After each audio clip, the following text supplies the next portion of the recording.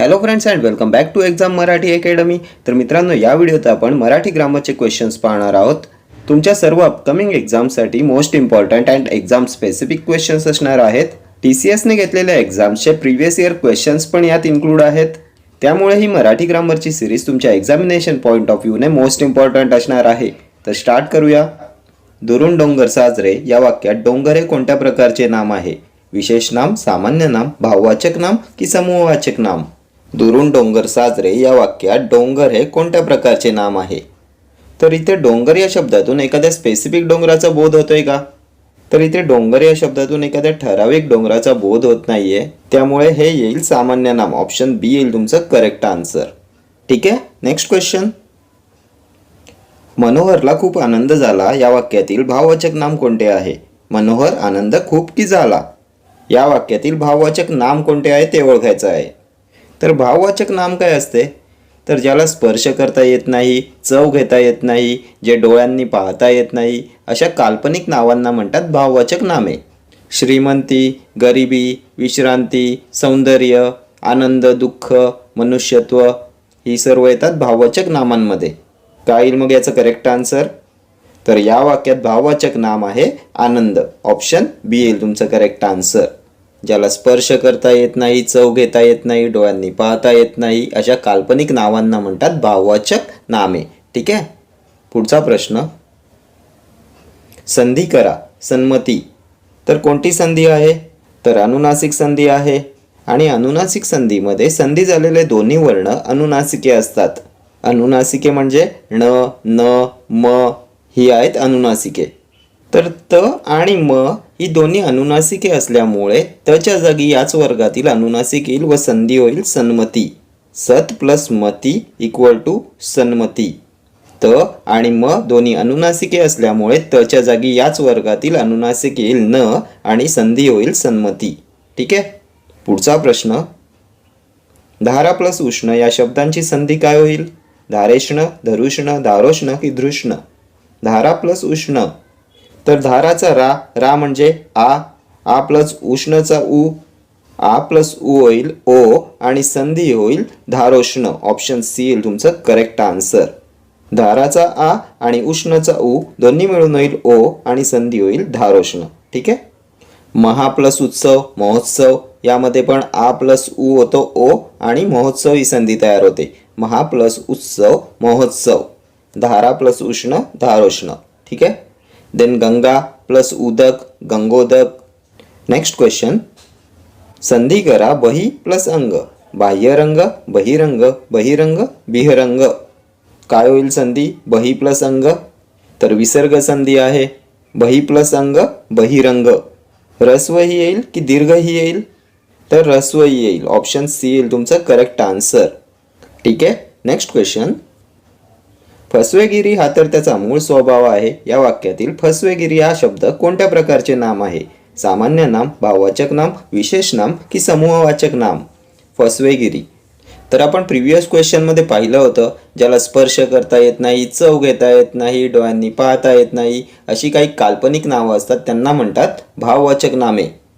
फसवेगिरी, गुलामगिरी, लुच्चेगिरी, दादागिरी ही सर्व येतात भाववाचक नामांमध्ये. ऑप्शन बी येईल तुमचं करेक्ट आन्सर. फसवा या शब्दाला गिरी हे प्रत्यय लागून फसवेगिरी हे भाववाचक नाम बनलेले आहे. ठीक आहे. Next question. धैर्य, कीर्ती, गुलामगिरी, चांगुलपणा कोणत्या प्रकारची नामे आहेत? समुदायवाचक, विशेष, भाववाचक की सामान्य? धैर्य, कीर्ती, गुलामगिरी, चांगुलपणा. तर ही सुद्धा भाववाचक नामे आहेत. ऑप्शन सी येईल तुमचं करेक्ट आन्सर. य, ई, गिरी, पणा हे प्रत्यय लागून तयार झालेली नामे भाववाचक नामे असतात. ठीक आहे. इथे धीर या शब्दाला य प्रत्यय लागून बनलेले आहे धैर्य. गुलामला गिरी प्रत्यय लागून बनलेले आहे गुलामगिरी. चांगला या शब्दाला पणा हा प्रत्यय लागून बनलेला आहे चांगुलपणा हा शब्द. कीर्त या शब्दाला ई प्रत्यय लागून बनलाय कीर्ती. ठीक आहे. ही सर्व आहेत भाववाचक नामे. Next question. महाराज या शब्दाचे स्त्रीलिंगी रूप ओळखा.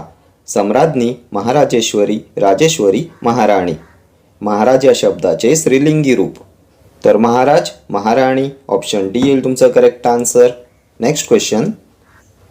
दिलेल्या शब्दाचे अनेक वचन ओळखा. तारीख, तारखा, तारीख, तरीख्या, तारीखा. काय येईल तारीख या शब्दाचे अनेक वचन? तर तारखा, ऑप्शन ए. तारीखा येणार नाही, तारखा येईल. ठीक आहे. नेक्स्ट क्वेश्चन, बुजगावणे या शब्दाचा पुल्लिंग शब्द ओळखा. बुजगावणी, बुजगावणा, भुजगावणी, भुजगावण. काय येईल पुल्लिंग शब्द बुजगावणे या शब्दाचा? तर बुजगावणे, बुजगावणा, ऑप्शन बी येईल तुमचं करेक्ट आन्सर. ठीक आहे. नेक्स्ट क्वेश्चन, खाली दिलेल्या शब्दांपैकी कुठला शब्द नपुसकलिंगी, स्त्रीलिंगी व पुल्लिंगी आहे? जातिवंत, स्वयंपाकघर, पालापाचोळा की झोपाळा? नपुसकलिंगी, स्त्रीलिंगी व पुल्लिंगी. तर जातिवंत, ऑप्शन ए येईल तुमचं करेक्ट आन्सर. तो जातिवंत, ती जातिवंत, ते जातिवंत. ठीक आहे. पुल्लिंगी, स्त्रीलिंगी, नपुसकलिंगी. स्वयंपाकघर, ते स्वयंपाकघर, नपुसकलिंगी. पालापाचोळा, तो पालापाचोळा, पुल्लिंगी. झोपाळा, तो झोपाळा, पुल्लिंगी. ठीक आहे. नेक्स्ट क्वेश्चन, खाली दिलेल्या पर्यायांमधून प्रश्नातील शब्दासाठी अनेक वचनी शब्द निवडा. तर विद्यालयाचं अनेक वचनी येईल विद्यालये, ऑप्शन बी येईल तुमचं करेक्ट आन्सर. विद्यालय, विद्यालये. नेक्स्ट क्वेश्चन, सोन्या इकडे ये या वाक्यातील सोन्या या शब्दाची विभक्ती कोणती? प्रथमा, संबोधन, चतुर्थी की पंचमी? सोन्या इकडे ये या वाक्यातील सोन्या या शब्दाची विभक्ती. तर सोन्या इकडे ये या वाक्यात सोन्या या शब्दाचा हाक मारण्यासाठी उपयोग केलेला आहे आणि ज्या नामाने हाक मारली जाते त्याला म्हणतात संबोधन, ऑप्शन बी येईल तुमचं करेक्ट आन्सर. संबोधन विभक्ती आहे. ठीक आहे. नेक्स्ट क्वेश्चन, ही मला मारते या वाक्यात ही या सर्वनामाचा प्रकार कोणता? संबंधी सर्वनाम, आत्मवाचक सर्वनाम, प्रश्नार्थक सर्वनाम की दर्शक सर्वनाम? तर आपण पाहिलं होतं हा, ही, हे, तो, ती, ते ही सर्व येतात दर्शक सर्वनामे, ऑप्शन डी येईल तुमचं करेक्ट आन्सर. हा, ही, हे, ह्या आणि तो, ती, ते, त्या ही येतात दर्शक सर्वनामांमध्ये. संबंधी सर्वनामांमध्ये काय येते? जो, जी, जे, ज्या. आत्मवाचक सर्वनाम आपण, स्वतः आणि प्रश्नार्थक कोण, काय, कोणी, कोणाला. ठीक आहे. नेक्स्ट क्वेश्चन, मुलाचे यश पाहून त्यांचा आनंद द्विगुणित झाला या वाक्यातील द्विगुणित या शब्दाचे विशेषण कोणते? क्रमवाचक, आवृत्तीवाचक, पृथकत्ववाचक की अनिश्चितवाचक? द्विगुणित या शब्दाचे विशेषण कोणते? तर द्विगुणित, चौपट, दुप्पट, दुहेरी ही सर्व विशेषणे आहेत आवृत्तीवाचक विशेषणे, ऑप्शन बी येईल तुमचं करेक्ट आन्सर. क्रमवाचक विशेषणे कोणती असतात? पहिला, दुसरा, तिसरा, सहावा. पृथकत्ववाचकमध्ये काय येते? 1 1, 2 2, 5 5. नंतर अनिश्चितवाचकमध्ये काही, सर्व, इतर, इत्यादी ही सर्व आहेत अनिश्चितवाचक विशेषणे. ठीक आहे. पुढचा प्रश्न, त्याने 5 गोळ्या झाडल्या या वाक्यातील विशेषण ओळखा. त्याने 5 गोळ्या की झाडल्या? या वाक्यातील विशेषण ओळखायचं आहे. त्याने 5 गोळ्या झाडल्या. तर यात विशेषण आहे 5, ऑप्शन बी येईल तुमचं करेक्ट आन्सर. कोणत्या प्रकारचं विशेषण आहे? तर 5 हे संख्यावाचक विशेषण आहे. संख्यावाचक विशेषणामध्ये गणनावाचक संख्या विशेषण आहे 5. 1 2 3 4 5 ही आहेत गणनावाचक संख्या विशेषणे. ठीक आहे. नेक्स्ट क्वेश्चन, केशवने 10 मण लाकडे विकत घेतली या वाक्यातील 10 मण हा विशेषणाचा प्रकार कोणता? परिमाणवाचक विशेषण, गुणवाचक विशेषण, संख्यावाचक विशेषण की सार्वनामिक विशेषण? 10 मण. तर 10 मण हे येईल परिमाणवाचक विशेषणामध्ये, ऑप्शन ए येईल तुमचं करेक्ट आन्सर. गुणवाचक विशेषणांमध्ये येते कडू, गोड, सुंदर. गुण दर्शवणारी विशेषणे येतात गुणवाचक विशेषणांमध्ये. संख्यावाचक विशेषणांमध्ये येते क्रमवाचक विशेषण, देन गणनावाचक विशेषण, आवृत्तीवाचक विशेषण, नंतर पृथकत्ववाचक विशेषण, अनिश्चितवाचक विशेषण आणि सार्वनामिक विशेषणे आहेत माझा, माझी, तुझा, तुझी, आमचा, आमचे, तुमचा, तुमचे, कोणता, कसला, कसली, माझे, हे ही सर्व आहेत सार्वनामिक विशेषणे. ठीक आहे. पुढचा प्रश्न, अनेक दिवस काम चालू होते या वाक्यातील अनेक कोणत्या प्रकारचे विशेषण आहे? संख्यावाचक विशेषण, गुणवाचक विशेषण, सार्वनामिक विशेषण की क्रमवाचक विशेषण? अनेक दिवस काम चालू होते या वाक्यातील अनेक हे कोणत्या प्रकारचे विशेषण आहे? तर अनेक हे येईल संख्यावाचक विशेषणांमध्ये, ऑप्शन ए येईल तुमचं करेक्ट आन्सर. गुणवाचकमध्ये काय बघितलं? सुंदर, गोड, कडू, गुण दर्शवणारी विशेषणे. सार्वनामिक विशेषणे माझा माझी, तुझा तुझे, आमचा आमचे, तिचा तिचे. क्रमवाचक पहिला, दुसरा, तिसरा, पाचवा, 10वा. ठीक आहे. Next question. तू त्या राजपुत्राला वर अधोरेखित शब्दाची जात कोणती आहे? क्रियापद, नाम, शब्दयोगी अव्यय, केवळ प्रयोगी अव्यय. तू त्या राजपुत्राला वर या वाक्यात वर हे काय आहे? तर वर हे क्रियापद आहे. ऑप्शन ए येईल तुमचं करेक्ट आन्सर. तू त्या राजपुत्राला वर, वर म्हणजे लग्न कर, क्रियापद आहे. ठीक आहे. Next question. गवळीधार काढतो अधोरेखित क्रियापद कोणत्या प्रकारचे आहे? सकर्मक, अकर्मक, उभयविध, द्विकर्मक. तर या वाक्यात काढतो हे क्रियापद कोणत्या प्रकारचे आहे? तर गवळीधार काढतो, काढतो हे क्रियापद येईल सकर्मक क्रियापदामध्ये. ऑप्शन ए येईल तुमचं करेक्ट आन्सर. Next question. पुढील वाक्याचा काळ ओळखा. मधुरा गीत गात आहे. अपूर्ण वर्तमान काळ, पूर्ण भूतकाळ, पूर्ण वर्तमान काळ, अपूर्ण भूतकाळ. मधुरा गीत गात आहे. तर मधुरा गीत गात आहे अपूर्ण वर्तमान काळ येईल, क्रिया चालू आहे. ऑप्शन ए येईल तुमचं करेक्ट आन्सर. मधुरा गीत गात आहे, तो अभ्यास करत आहे, आई जेवण करत आहे. क्रिया चालू आहेत त्यामुळे अपूर्ण वर्तमान काळ. ठीक आहे. Next question. तोपर्यंत आम्ही तेथून निघालेलो असू या वाक्यातील काळ ओळखा. साधा वर्तमान काळ, रीती भूतकाळ, साधा भूतकाळ, पूर्ण भविष्यकाळ. तोपर्यंत आम्ही तेथून निघालेलो असू. तर भविष्यात एखादी घटना घडलेली असेल तेव्हा पूर्ण भविष्यकाळ असतो. तोपर्यंत आम्ही तेथून निघालेलो असू, पूर्ण भविष्यकाळ. Option D. भविष्यात एखादी घटना घडलेली असेल तेव्हा पूर्ण भविष्यकाळ. ठीक आहे. Next question. तू येशील तर आनंद होईल या वाक्यातील काळ ओळखा. भूतकाळ, भविष्यकाळ, रीती वर्तमान काळ, पूर्ण भूतकाळ. तू येशील तर आनंद होईल. तर आनंद होईल म्हणजे भविष्यकाळ येईल. ऑप्शन बी येईल तुमचं करेक्ट आन्सर. Next question. आई घरात असेल या वाक्याचा काळ ओळखा. चालू वर्तमान काळ, साधा वर्तमान काळ, चालू भविष्यकाळ, साधा भविष्यकाळ. आई घरात असेल. तर असेल, असेल म्हणजे साधा भविष्यकाळ. Option D. आणि आई घरात असेल हे वाक्य आहे संकेतदर्शक वाक्य आणि संकेतदर्शक वाक्यात असतो साधा भविष्यकाळ. ठीक आहे. संकेतदर्शक वाक्य असते साध्या भविष्यकाळात. ठीक आहे. Next question. राहुल कपाटामागे लपला होता या वाक्यातील शब्दयोगी अव्यय कोणते आहे? राहुल मागे ला की होता? राहुल कपाटामागे लपला होता या वाक्यातील शब्दयोगी अव्यय. तर शब्दयोगी अव्यय कोणती असतात?